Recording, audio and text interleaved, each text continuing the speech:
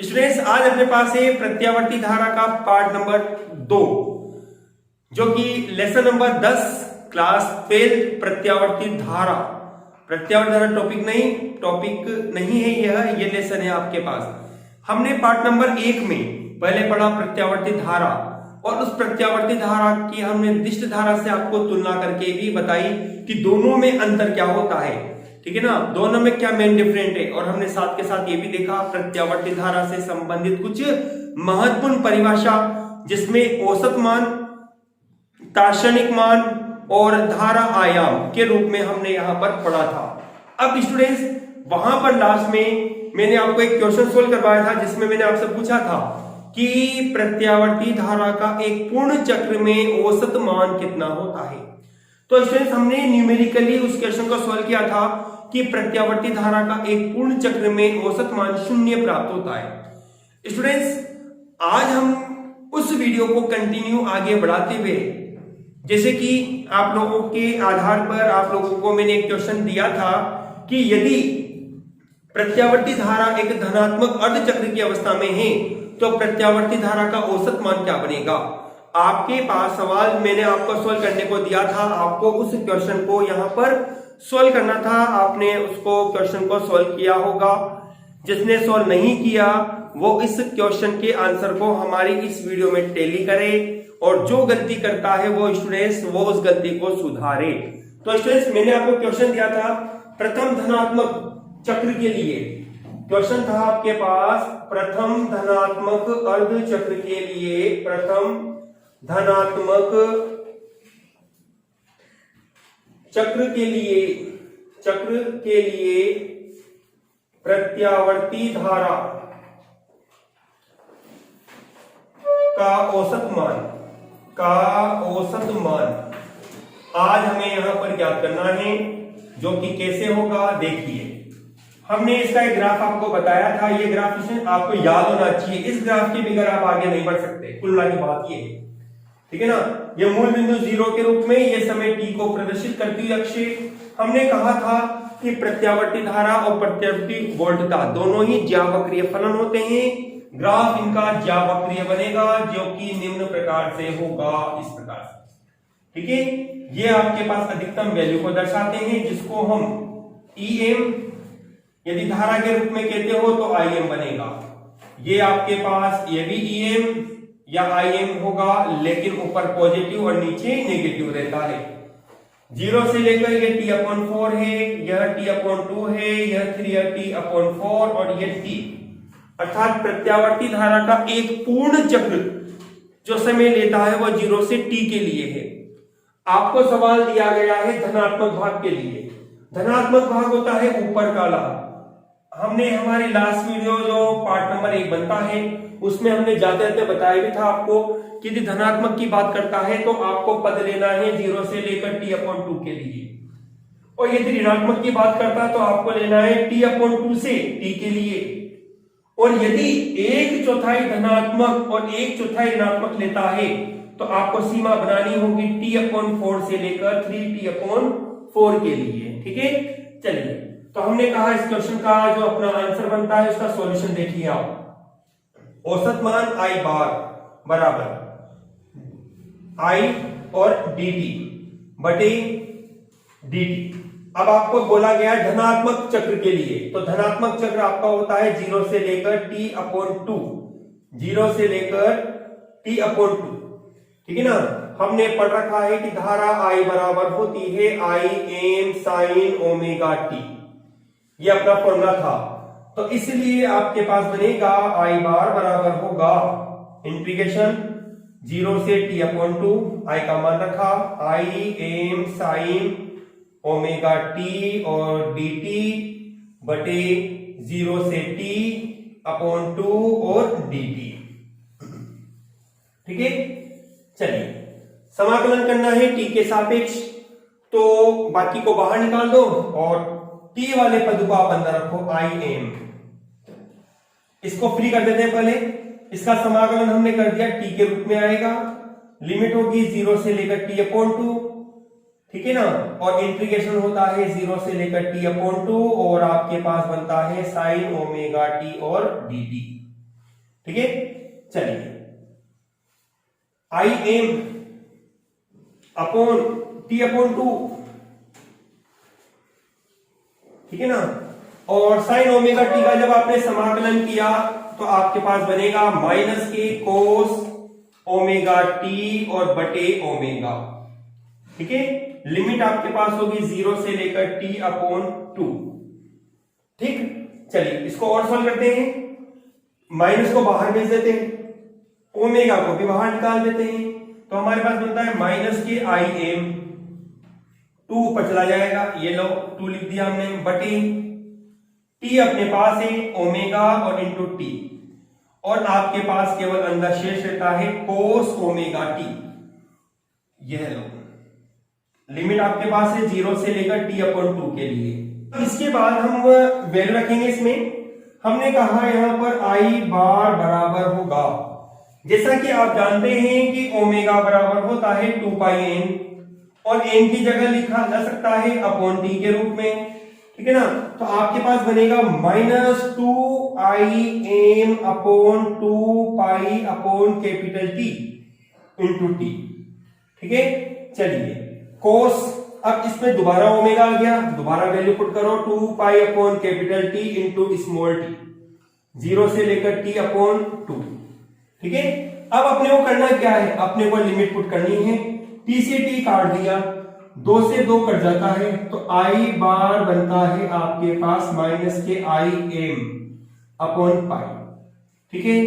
कोस 2 pi upon capital T into T upon 2 minus के कोस 0, ठीक है। चलिए आगे चलते हैं, 1 आई बार बराबर टी से टी कट जाएगा, 2 से 2 कट जाएगा, आपके पास बनता है कोस पाई, और कोस पाई का मान होता है माइनस का 1, तो माइनस के आई एम अपॉन पाई, आपके पास होगा माइनस का 1 और माइनस का 1, तो कुल मिला के आपके पास बनता है आई बार बराबर होगा माइनस और माइनस प्लस बन जाएगा 2 आई एम अपॉन पाई, ये स्टूडेंट्स आपका आंसर आता है, ठीक है ना। 2 आई एम अपॉन पाई। देखो एक चीज का ध्यान देना, यदि आप इसको सोल्व करते हैं इस इक्वेशन को पूरी तरह से, तो आई बार बराबर आपके पास बन जाएगा 0.636 आई एम, कितना 0.636 आई एम के रूप में, ये आपके पास धनात्मक भाग के लिए, इस धनात्मक भाग के लिए प्रत्यावर्ती धारा का औसत मान बनता है, ठीक है ना। इसका कुल मान कितना है आपके पास, आई एम, केवल आई बार, सॉरी आई बार बराबर हो जाता है आई एम और इंटू 0.636 के रूप में। देखिए यदि मैं आपसे यहां पर कहता कि ऋणात्मक अर्धचक्र का ध्यान ज्ञात करो आप ऋणात्मक के लिए, इस वाले भाग के लिए, तो स्टूडेंट्स मैं आपको इसका डायरेक्ट आंसर बताता हूं, आप क्या लिखेंगे।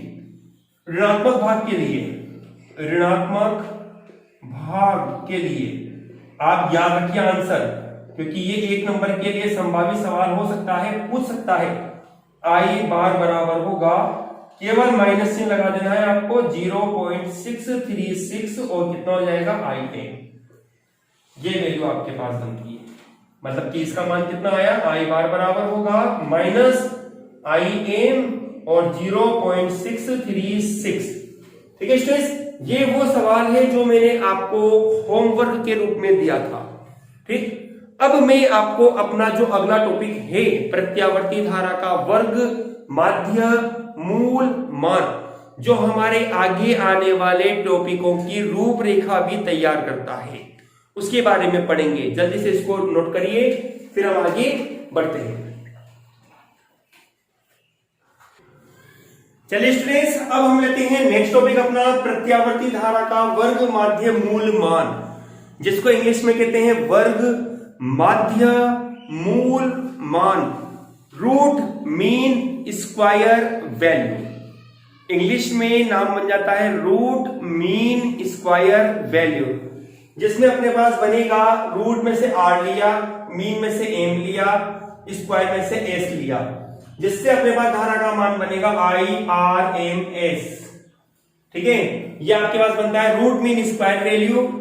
देखिए एक बात ध्यान रखना, हम पढ़ रहे हैं करंट के लिए, धारा के लिए। यदि पेपर में आपसे वोल्टता पूछता है कि वोल्टता का वर्ग माध्य मूल मान लिखिए, करना कुछ नहीं है। जहां आपने आई लिखा है ना, वहां आप केवल वी लिख देंगे। जिस तरह से हम धारा के लिए वर्ग माध्य मूल मान निकालते हैं, तो उसी प्रकार से वोल्टता का वर्ग माध्य मूल मान बनेगा। केवल अंतर क्या बनेगा कि जहां धारा आई लिखी वहां वोल्टता वी लिखेंगे आप। चलिए हम निकालते हैं प्रत्यावर्ती धारा का वर्ग माध्य मूल मान। जैसा ये बोल रहा है वैसा आपको काम करना है, ठीक है ना।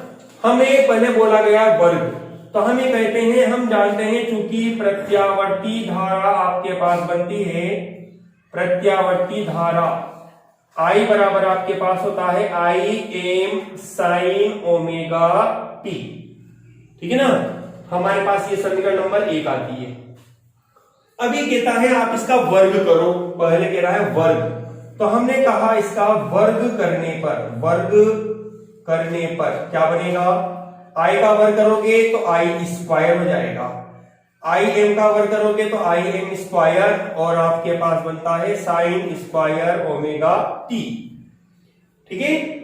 अभी कहता है आप इसका माध्य लीजिए। माध्य से मतलब है वही एक पूर्ण चक्र वाली बात है, आपको एक पूर्ण चक्र के लिए औसत लेना है। तो हमने कहा इसलिए एक पूर्ण चक्र के लिए, एक पूर्ण चक्र के लिए औसत मान के लिए औसत मान आपको बनेगा आई, औसत लिया बार लगा दिया स्क्वायर, ठीक है ना।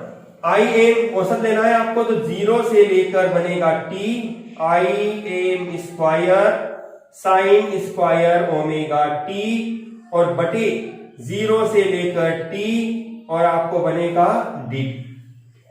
कांस्टेंट राशि को आप यहां पर dt भी इंक्लूड होगा स्टूडेंट्स, dt। कांस्टेंट राशि को आप यहां से बाहर ले लीजिए, आई एम कांस्टेंट है, हमने आई एम स्क्वायर को बाहर ले लिया, ठीक है। समाकलन आपके पास होता है 0 से लेकर टी और साइन स्क्वायर ओमेगा टी और डी डी बटे, इसका समाकलन मैं कर देता हूं डायरेक्ट, आपके पास बन जाता है क्या, टी के रूप में आ चुका होगा आपको, क्योंकि अपन ने पहले भी इसको डिस्कस किया है। dt का समाकलन स्मॉल टी बनेगा।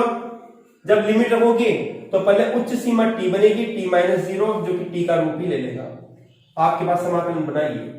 अब देखिए कुछ गणित के जो स्टूडेंट्स है आपके पास, यदि मैं उनसे कहता हूं आप sine square omega T dt का समाकलन कीजिए अभी ऑन स्पॉट, तो वो क्या करेंगे, इसका समाकलन बताएगा कोई स्टूडेंट्स? चलिए जल्दी से सोचिए, जल्दी से जवाब दीजिए, देखिए क्या करेंगे आप इसको। चलिए स्टूडेंट्स, जैसा कि आप बोल रहे हैं कि आपके पास बन रहा है यहां पर साइन स्क्वायर थीटा बराबर होता है 1 माइनस कोस 2 थीटा बटे 2, ठीक है ना। इस फॉर्मूले का यहां उपयोग होगा। इस प्रकार से अपने पास बनेगा आई बार स्क्वायर बराबर होगा I am square upon T. आपने इसको चेंज किया 0 से टी, ठीक है। 1 माइनस कोस 2 थीटा, 2 थीटा की जगह आपने ओमेगा को टी आपके पास कोण दे रखा है बटे 2 और डी टी, ठीक है। इसको थोड़ा शॉर्ट कर लेते हैं अपन क्वेश्चन को, 2 को बाहर निकाल लेते हैं। आई एम स्क्वायर अपॉन 2 और टी आपके पास हो गया, ब्रैकेट ले लिया। अब यहां 1 है, ये डी टी, ऐसे ही कोस 2 भागों में टूट जाएगा ये समाकलन, तो आपके पास बनेगा 0 से लेकर t, और ये हो जाता है dt माइनस 0 से t, और यहां होगा कोस 2 ओमेगा t और dt, ठीक है। चलिए आगे बढ़ते हैं। आई बार स्क्वायर बराबर होगा I am square upon 2t, ठीक है। dt का समाकलन होगा आपके पास t, लिमिट होगी 0 से लेकर t के लिए, माइनस कोस का समाकलन आपके पास बनता है साइन ओमेगा t बटे ओमेगा, लिमिट आपके पास होगी 0 से लेकर t के लिए, ठीक है। अपने पास आगे अपन बढ़ते हैं, तो I am square upon 2t आपके पास बनेगा यहां t माइनस 0, वैल्यू पुट करिए आपने, t माइनस 0 आपके पास बनेगा। चलिए स्टूडेंट्स, अपने पास बनता है t माइनस 0 हो गया, माइनस हमने इसका समाकलन किया था, ये यहां से अपने टू या 2 लिखना था, अपने को 2 मिस हो गया, 2 ओमेगा टी कौन है ना, 2 ओमेगा टी और ये अपॉन 2 हो जाएगा। ठीक है, चलिए अब वैल्यू रखते हैं अपन इसमें। अपन ने 1/2 ओमेगा का तो बाहर कर लिया, साइन अपने पास है, ठीक है ना, 2 ओमेगा की जगह रखा 2 पाई अपॉन कैपिटल टी और इनटू टी। ठीक है, ये वैल्यू देता है आपको 0 से लेकर टी के लिए। चलो आगे चलते हैं अपन। आई बार स्क्वायर बराबर होगा I am square upon 2t। ठीक, अपने पास बनता है यहां पर t माइनस, क्योंकि 0 की कोई वैल्यूएशन नहीं है, हटा दो उसको, 1/2 ओमेगा। पहले उच्च सीमा देखो 2, आपके पास बनता है साइन 2 इंटू 2 पाई मतलब कि 4 पाई अपॉन t और इंटू t माइनस साइन 0। इसको अपन छोटा कोष्टक लगा लेते हैं क्योंकि बड़ा कोष्टक अपने शुरुआत में ले लिया है। चलिए आगे चले अपन। आई बार बराबर होगा, डेरिवेशन थोड़ी डिटेल्स में है स्टूडेंट्स, ये मैं इसका भी शॉर्ट पैटर्न और बताऊंगा आपको, जहां 2 लाइनों में आपका आंसर आ जाएगा। 2t इंटू आपके पास बनेगा t माइनस, ठीक है, ये वैल्यू आपके पास होती है t से t कट जाएगा साइन 4 पाई, मतलब कि आपके पास जस्ट हो जाता है साइन 0 माइनस साइन 0 ऑलरेडी आपके पास है। ठीक है ना, तो ये वैल्यू आपके पास होती है 0, केवल आपके पास रहता है आई बार, यहां स्क्वायर छूट गया अपने से, आई बार स्क्वायर बराबर होगा I am square upon 2t और इंटू t से t कट जाता है, आपके पास बनता है आई बार स्क्वायर बराबर होगा आई एम स्क्वायर अपॉन 2। ठीक है, अब देखो आपने वर्ग कर दिया, माध्य के ले दिया, अब बचा कौन है, मूल, मतलब कि वर्गमूल। तो अपन ने कहा यहां पर वर्गमूल लेने पर, वर्गमूल लेने पर आपको क्या बनेगा, आई बार स्क्वायर का आपने ये वर्गमूल ले लिया, अब इसको आपने नाम दे दिया आई आर एम एस बराबर अंडर रूट, आपके पास होगा आई एम स्क्वायर बटे 2। ठीक है, आई एम का वर्गमूल आई एम हो जाएगा, आई एम स्क्वायर का, और बटे अंडर रूट 2। इसका मतलब क्या हुआ कि आई आर एम एस की जो वैल्यू होगी वो कितनी होगी, I m upon under root 2, ये वैल्यू आपको प्राप्त होती है। आई एम बराबर आपके पास बनता है, आई आर एम एस बराबर बनता है I m upon under root 2। देखो यहां 1 अपॉन अंडर रूट 2 है, यदि आप इसको और हल करें तो आप कह सकते हैं आई आर एम एस बराबर होगा 0.707 आई एम। ये आपके पास न्यूमेरिकल क्वेश्चन को हल करने का शॉर्ट मेथड हो गया। आपके पास ये फॉर्मूला भी काम आएगा आगे, तो इस फॉर्मूले को याद रखिए। ये स्टूडेंट्स मैंने आपको धारा के लिए करवाया है।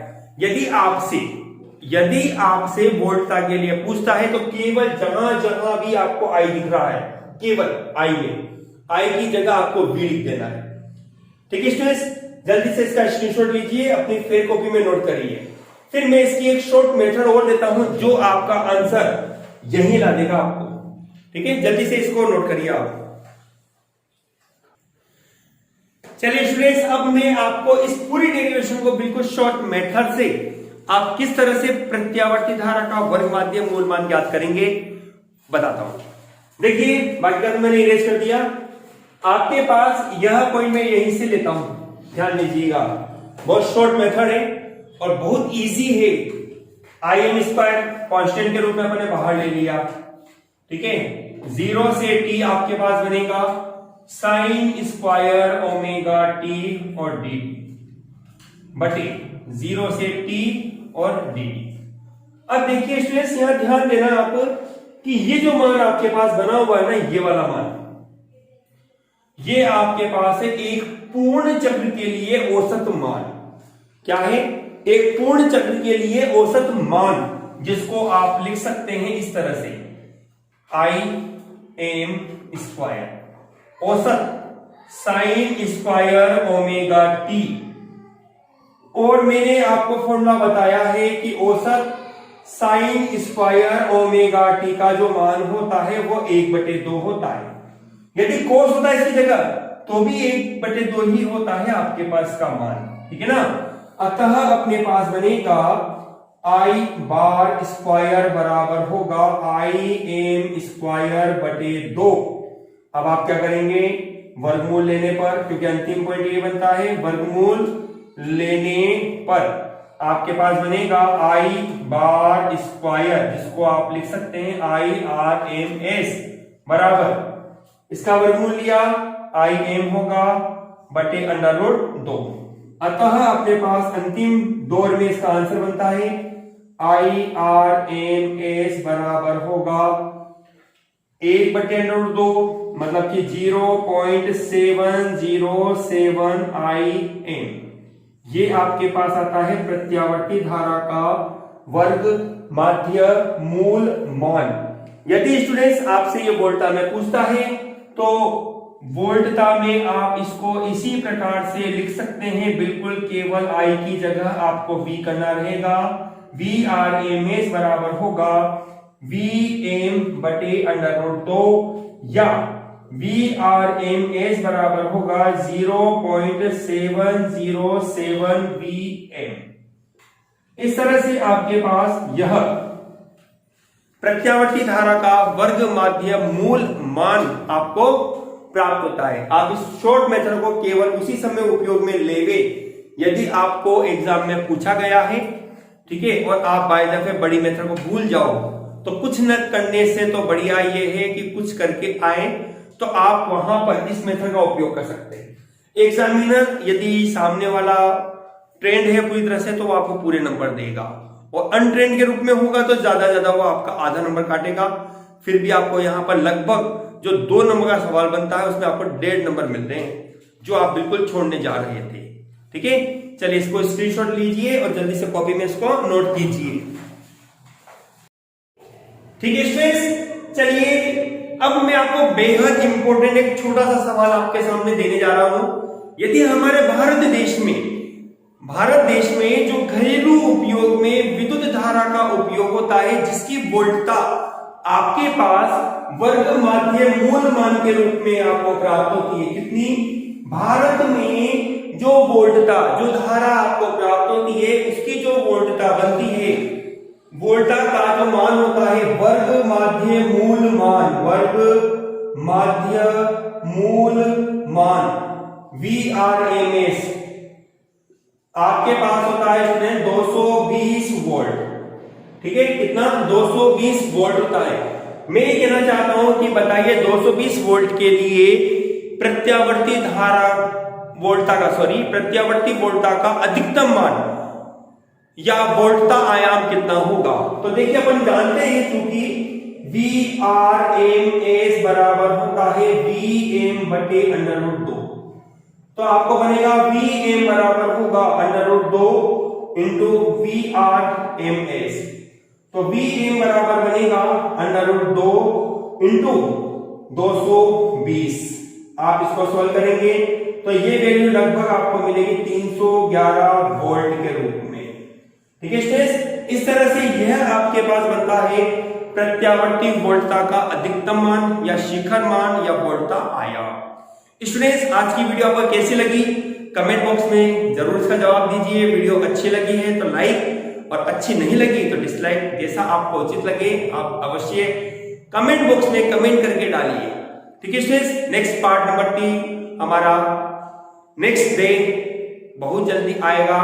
आप वीडियो को अधिक से अधिक देखें, अधिक से अधिक शेयर करिए। धन्यवाद स्टूडेंट।